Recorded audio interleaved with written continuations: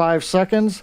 We're down below 2 kilometers. We're preparing to light 3 Raptor engines to begin the flip sequence. It'll culminate with landing on the landing pad in Boca Chica.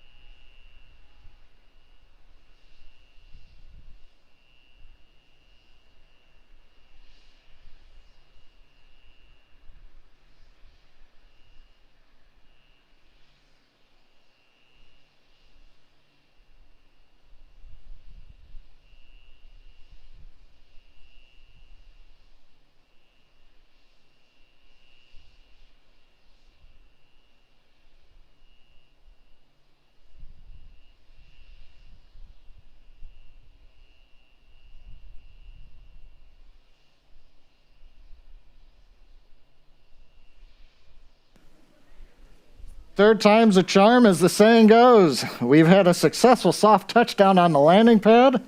That's capping a beautiful test flight of Starship 10.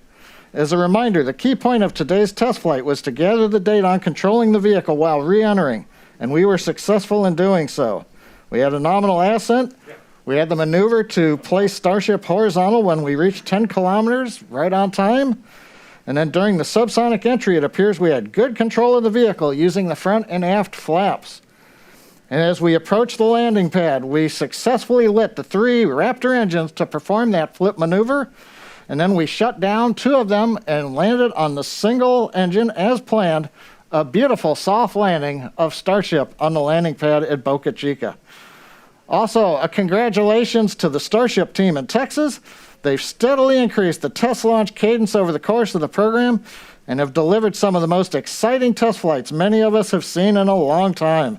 The Texas team has several more suborbital test vehicles in build, with number 11 ready to roll out to the pad in the very near future.